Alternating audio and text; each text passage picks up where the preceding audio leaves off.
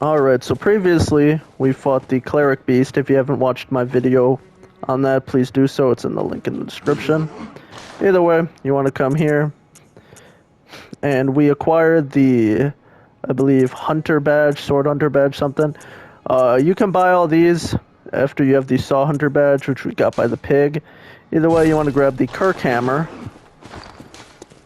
As you can see, in order to equip it, we need 16 strength and 10 skill. It does more damage than the Saw Cleaver, and it's especially good against larger enemies in order to stagger them. This weapon we have currently can't really stagger big enemies, so we can get up to 15, and then if you can't go much more than that, just pop some blood echoes, or just farm up like a few enemies, maybe those wolves by the central Yharnam lamp. Either way, hopefully get your strength up to 16. Or preferably, you could have picked the Violent Past character or class origin from the beginning. Either way, but you want to come to Central Yharnam. As you can see, the Kirk Hammer has a pretty good moveset, nice and big sword.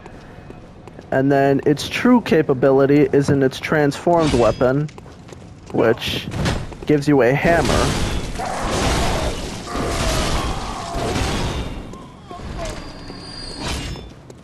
As you can see, Saw Cleaver is just a normal weapon still, can't really stagger. But, especially you could see the sheer power of this weapon with these guys. You can now stun lock them.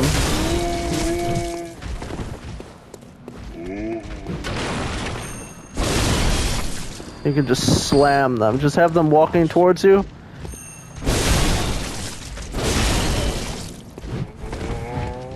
And then obviously if you get them down a good amount, you could just shoot them.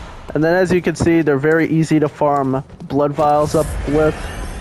So with those extra blood vials, I would recommend purchasing some Molotov cocktails, because you always want to have 10 for the free damage. Once you come down with an elevator, you always want to send it back up in case you die.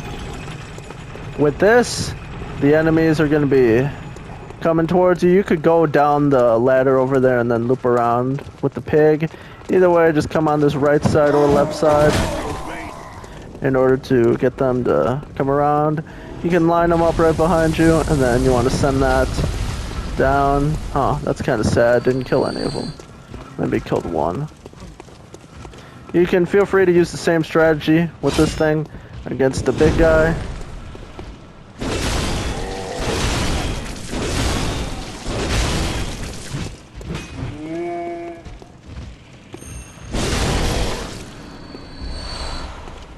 Because there's always room for more blood vials.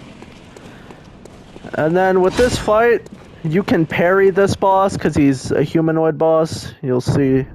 Now, I died once before on this fight, so I want you to know, be very careful. This is essentially what stopped almost half of the players, or maybe more than half of the players, of Bloodborne from actually beating the game. This dude made most people give up. So, I mean, you can parry him. Let's see. I mean, he's a humanoid boss, so that'll kind of be the staple of humanoid fights. You're able to parry them, but with this weapon and this strategy, we're just going to preferably get him in this corner. This is the best corner to get him in. And then get nice and close, and then just keep smashing him. You can do that at just about any of these cemetery or like gravestones, but this I've found is the most effective. You want to get him right behind this tree, so to speak. But you can sort of do this just about anywhere. I mean, this is my favorite spot. And then you essentially want to get him to around half of his health before you start using the music box, because it might send him into his second phase prematurely, and that's the real dangerous part of this fight. So you want to try and get as close as you can before you start bashing, so keep that in mind. And of course he also has higher range, with this weapon. Right about now is where I'd recommend using the music box. Just get a nice charge attack on the big guy.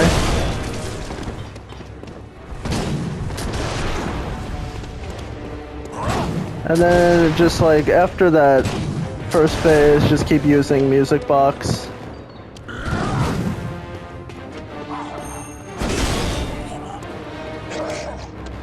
And then just bash him, music box.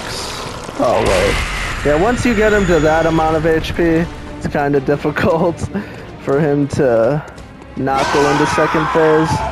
Either way though, you can use the music box one time effectively while he's in that second phase, and you can also just loop around up there to sort of trip him up.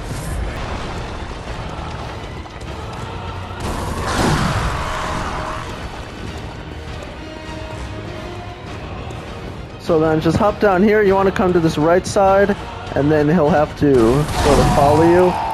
When he comes down, you could just bash him, and then literally roll off, and then you could do it again.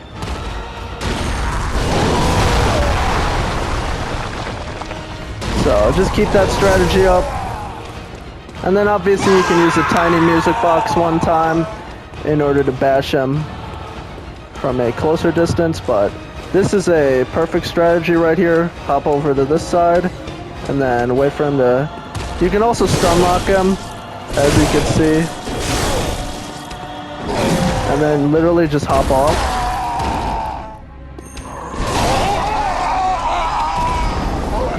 And then all done. Hope you enjoyed. Hope you actually managed to beat him. Then you could say you actually got past the second boss of Bloodborne. Well, see you in the next video.